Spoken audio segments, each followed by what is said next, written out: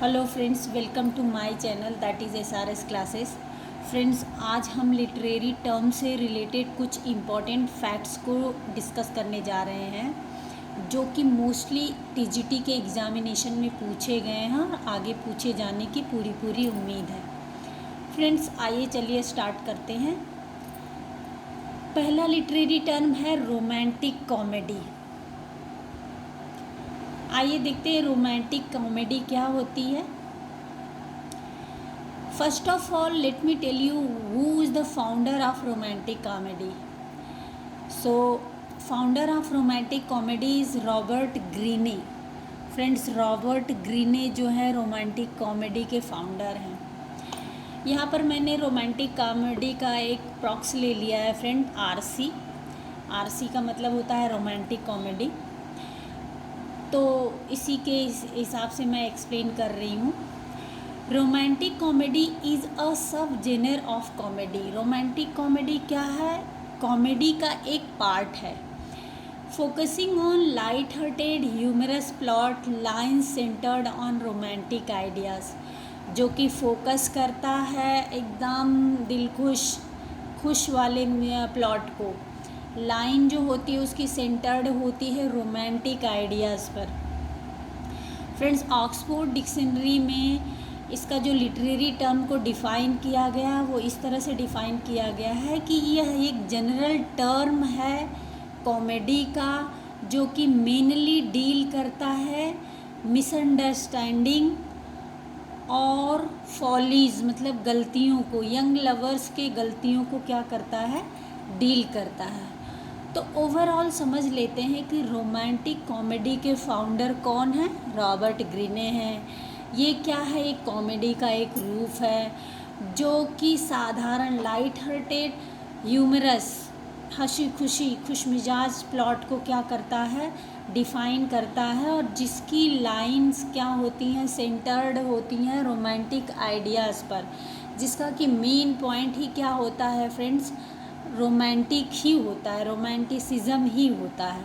Oxford dictionary में इसको बताया गया है कि ये क्या करता है, लवर्स के, यंग लवर्स के मिसअंडरस्टैंडिंग और फॉलीज़ को मेनली क्या करता है, फोकस करता है। तो आई होप फ्रेंड्स आपको रोमांटिक कॉमेडी अच्छी तरह से समझ में आ गई होगी। मैं शेक्सपियर के कुछ इम्पॉर्टेंट रोमांटिक कॉमेडी की लिस्ट आपको बता देती हूँ।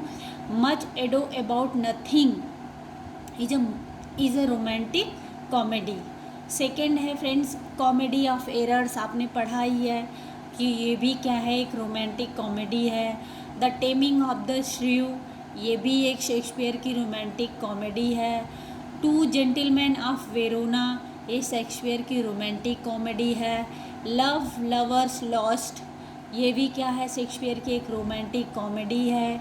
Midsummer night dream, the merchant of Venice, twelfth night. Friends, इसको लर्न कर लीजिएगा बाय हार्ट, बिकॉज इसमें से पूछा जाता है क्वेश्चन। 2015 में ये PGT में क्वेश्चन आया हुआ है कि आपको 4 रोमांटिक कॉमेडीज़ के ऑप्शंस दे दिए गए थे, उसमें से फाइंड आउट करना था कि which is the romantic comedy.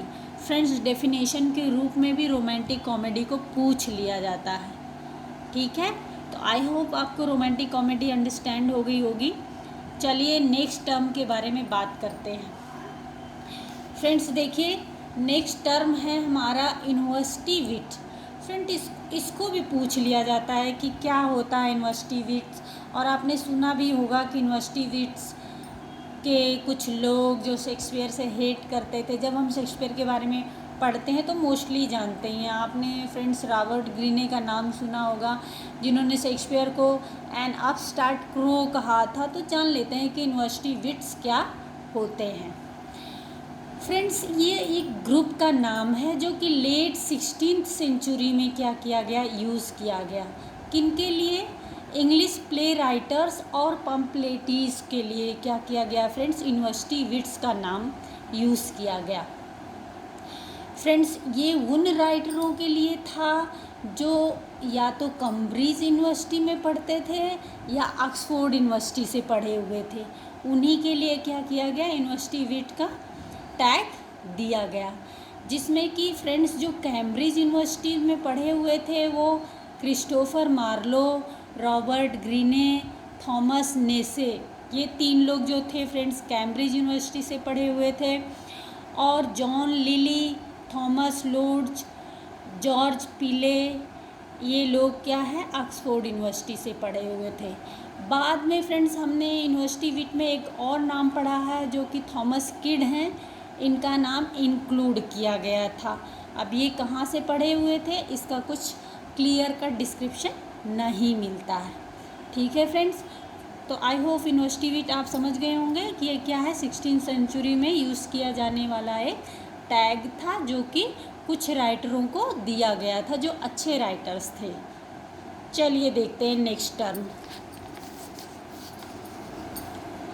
Next term है एपीलॉग। एपीलॉग क्या होता है इसे समझ लेते हैं फ्रेंड्स। एपीलॉग समझने से पहले हमें एक वर्ड मिलता है प्रोलॉग, जिसको कि मैं लास्ट में समझाऊंगी। तो मैं सबसे पहले आपको एपीलॉग बता देती हूँ। इसकी जो मास्टरपीस लाइन है कंक्लूडिंग लाइन, इसे अगर आप याद रखेंगे तो आप एग्ज़ाम में इससे रिलेटेड क्वेश्चन को बहुत आसानी से कर ले जाएंगे। कंक्लूडिंग लाइंस फ्रेंड्स, क्लाइमेक्स की जो लाइनें बोली जाती हैं वही क्या होती हैं, एपीलॉग होती हैं। एपीलॉग को डिफ़ाइन करते हुए लिखा गया है कि an epilogue is a chapter of end of the work of literature. जो लिटरेचर के एंड का जो वर्क होता है, जो लाइनें लिखी जाती हैं, उसे ही क्या कहते हैं, एपीलॉग कहते हैं, which conclude the work. Friends, the Tempest Shakespeare द्वारा लिया गया है और जो लास्ट में स्पैरो ने स्टेटमेंट्स दिए हैं वही एक एपीलॉग के रूप में जाना जाता है। इसके बाद नेक्स्ट लिटरेरी टर्म है एपिटाफ। फ्रेंड्स, एपिटाफ ये मोस्ट इम्पॉर्टेंट लिटरेरी टर्म है जो मोस्टली एग्ज़ाम्स में पूछे जाते हैं और बहुत ही इजी है इसको याद करना। An epitaph is a short text और message honouring a dead person और डिजीज्ड पर्सन। फ्रेंड्स, एपिटाफ क्या होता है, एक शॉर्ट मैसेज होता है, एक टेक्स्ट होता है जो कि क्या करता है, एक डिसीज्ड पर्सन के ऑनर में लिखा जाता है। आपने सुना होगा फ्रेंड्स कि चर्चयार्ड में कुछ ग्रेव्स बनाए जाते हैं और ग्रेव्स पे कुछ लिखा जाता है। वही क्या होता है कि जो भी डेड बॉडीज़ होती हैं उनके ऑनर में जो शब्द लिखे जाते हैं वही एपिटाफ होते हैं फ्रेंड्स। जैसे शेक्सपियर के चर्चयार्ड पे लिखा गया था, उसकी ग्रेव के सामने लिखा गया था, बहुत सुंदर लाइनें लिखी गई हैं, तो वो क्या है, वो लाइनें एपिटाफ के रूप में जानी जाती हैं। इसके बाद आती है बात प्रीफेस की। फ्रेंड्स, प्रीफेस एक मोस्ट इम्पॉर्टेंट लिटरेरी टर्म है जो कि मोस्टली पूछा जाता है और इसे हम देख लेते हैं। आइए, it gives the reader a look at how the book come to be, it explain the goal of the book. ये प्रीफेस क्या होता है, पूरी किताब को बारे में बताता है कि ये बुक क्यों लिखी गई है। ये एक्सप्लेन करता है, गोल को एक्सप्लेन करता है कि किसी बुक को लिखने का उद्देश्य क्या था। जैसे कॉम्पिटिटिव एग्ज़ाम्स की बुक होती हैं तो उसको कंपटीशन क्लियर करने के लिए लिखा जाता है। हिस्टोरिकल बुक होती हैं तो हिस्ट्री के बारे में जानने के लिए लिखा जाता है। आपने देखा आजकल बहुत सारी कुकिंग बुक्स चली हैं तो खाना कैसे बनाते हैं उसके बारे में बताया जाता है। ठीक ये सारी जानकारी हमें किस कंटेक्स्ट में मिलती हैं, प्रीफेस के कंटेक्स्ट में मिलती हैं। It developed and acknowledge the parties who contributed to the book. ये क्या करता है, ये तो बताता है, बुक के एम को भी बताता है प्रीफेस। दूसरी चीज़ें क्या बताता है कि इस बुक को लिखने के लिए कितने लोगों ने कंट्रीब्यूट किया है। राइट फ्रेंड्स, ये राइटर्स के बारे में भी बताता है कि कितने राइटर्स ने इसको लिखा है। तो प्रीफेस मोस्टली क्या फोकस करता है, प्रीफेस बुक के एम को बताता है और उसके राइटर के बारे में बताता है। फ्रेंड्स, नेक्स्ट लिटरेरी टर्म है हमारा एक्लॉज। देख रहे हैं यहाँ पर एक्लॉज लिखा है। एक्लॉज क्या होता है फ्रेंड्स, एक शॉर्ट पेस्टोरल पोएम होता है डायलॉग फॉर्म में, जो कि क्या बताता है, शेफर्ड की सोसाइटी के बारे में, उसकी लाइफ के बारे में बात करता है। तो एक्लॉज क्या होता है, एक शॉर्ट पेस्टोरल पोयम होता है डायलॉग के फॉर्म में, जो कि जिसका कि सब्जेक्ट क्या होता है, शेफर्ड्स के रूरल लाइफ और उस सोसाइटी के बारे में हम क्या करते हैं, बात करते हैं। एग्जाम्पल के रूप में देख लेंगे the shepherd calendar. Shepherd calendar जो है एडमंड स्पेंसर का, ये मोस्ट एक्लॉज है। फ्रेंड्स इसके बारे में जैसे मैंने बोला कि प्रोलॉग के बारे में मैं आपको बताऊंगी, तो फ्रेंड्स देखिए आप प्रोलॉग के बारे में जान लीजिए। एपिलॉग और प्रोलॉग दोनों एक दूसरे के अपोजिट वर्ड्स हैं फ्रेंड्स। अब प्रोलॉग क्या होता है friends? Prologue come from Greek word prologos. Prologos के ग्रीक वर्ड के प्रोलोगस शब्द से बना हुआ है, जिसका मतलब होता है बिफोर वर्ड्स। फ्रेंड्स पूरी कहानी का जो प्रस्तावना पार्ट होता है वही क्या होता है फ्रेंड्स? प्रोलॉग होता है। Is an opening of a story that establish the setting and gives background detail. Friends पूरी कहानी का बैकग्राउंड डिटेल में जो दिया जाता है वही क्या कहलाता है फ्रेंड्स? प्रोलॉग कहलाता है।